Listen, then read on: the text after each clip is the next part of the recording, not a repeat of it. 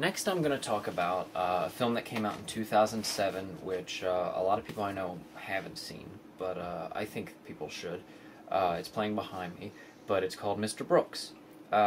It's directed by Bruce Evans, written by Bruce Evans. You might have known he produced Stand By Me, and it's also written by Raynold Gideon, who wrote the screenplay for Stand By Me. It stars Kevin Costner, Demi Moore, Dane Cook, and William Hurt is the other big name in it. I think the overall plot of it is Kevin Costner plays basically your everyday normal, respected citizen. He's a wealthy guy, but he built up his wealth himself. He has a family. He has a child. He's well liked in his community. But in general, he has a secret addiction. And I like this film because it kind of plays with addiction. And his addiction is he's a murderer. He's got this urge to kill. And William Hurt, and it plays basically his other side, his killing side. But it's not like he switches between roles, it's that he's both roles. So in many scenes you will see he talks to William Hurt as if he was, there with him. And I think that the execution of this was very well done. And in general, the film, pacing-wise, was excellent. Kevin Costner, I think, is one of the most underrated actors out there. I think, most of what he's done, even Waterworld, people hated Waterworld. I thought it was pretty good. People are going to differ with me on there, but I thought Dennis Hopper and Kevin Costner and all, I thought that film did very well. It was probably way too over budget and wasn't going to make its money back. But I think in the long run, I enjoy it. And I know a couple of people who do. For the film in general, I give this film 4 burgles. The reason I only give it 4 is Dane Cook's performance, although it's not bad, it's probably the weakest of the performances. And Demi Moore's character, I don't know. She's old. She's not like that's a bad criticism or whatever, but the character is built up as a real, a badass or whatever, and she doesn't pull it off quite well, I don't think. As for the DVD, I give the DVD 4 as well. It has a lot of audio commentaries on it, some behind-the-scenes trailers, features like that. I think it could have been a little bit better. It's only a 1-disc set, and I think I expect a little bit more from the DVD, but still pretty good. 4. Another kind of silent horror film, 2006, a film called Hatchet came out.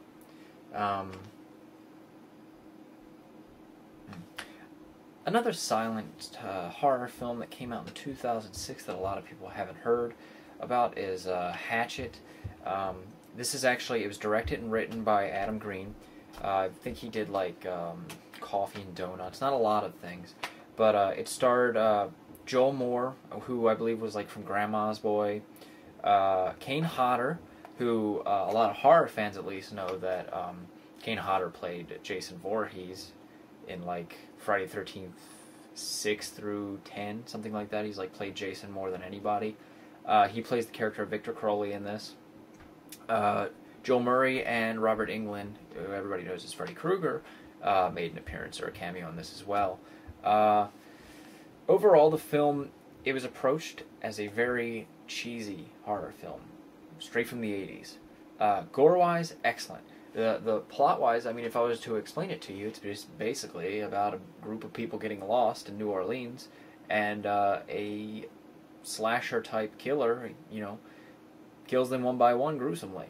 There's not a lot to the plot, and I don't think that takes away from it. A lot of people make bad movies, and then they use the excuse, oh, it was meant to be bad on purpose. But if you own the DVD, and if you read a lot, I kept up with it when it was coming out. I was looking forward to it. I went to horror conventions, met some of the people who worked on it. They approached this as a cheesy 80s film. They knew the dialogue was bad. They knew the plot direction was horrible. But they went for it for the laugh factor and the gore, because like I stated earlier in one of the films, there is kind of a fine line between horror and comedy. So this film definitely doesn't take it lightly. It approaches it very seriously as far as what they want it to get done and how they wanted it to turn out, and I think it turned out excellent because of that.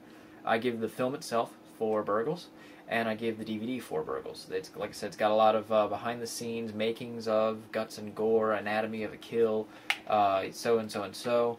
I think it could have been a little bit better, but I am pleased to know that I heard they have greenlit Hatchet 2, which is due out in like 2011. So check out Hatchet.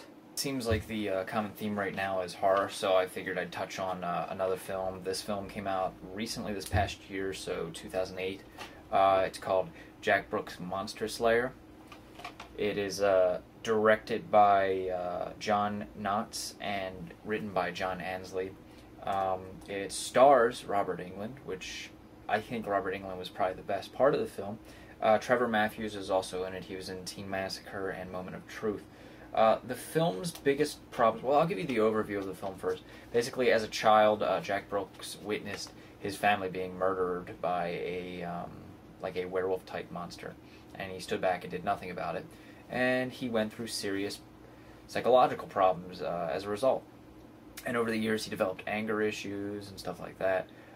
And the plot basically picks up years later. He's in community college. Robert Englund is his professor. And they unleash... a stereotypical type of evil. Now, the plot is kind of simple, but I think the gore in the film is very good. Very reminiscent of Evil Dead type gore, or let me say Dead Alive, Peter Jackson's Dead Alive. Those of you who have seen that, it's very practical gore, I feel. A lot of puppetry, a lot of, not a lot of CG, or at least if it was, it didn't look like it. So I applaud them for that.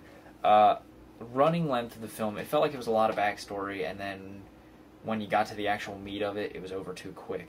It only runs 85 minutes long. Typically films nowadays are long, so 90 minutes or more, so I definitely, when I watched this with a friend and we were eager to see it, it ended way too soon. I give the film 3.5 burgles. The DVD 4, I mean, it's 2 discs. It's got making ofs, it's got commentaries, it's got behind the scenes, production stills, stuff like that. It even has on the second disc, it has Teen Massacre, which I said that Trevor Matthews was in the other one. It's a short film, so it's kind of like a 2-for-1 deal. But that film's like really short, so it doesn't count as a whole nother movie, but it is interesting to see what the director and the actor have also worked on. So I think that the DVD is more than what the movie should have came with, probably, but I'm glad it did. I purchased it because I was very eager, and Robert Englund's performance was excellent. So if you do get a chance, I would recommend checking out Jack Brooks' Monster Slayer.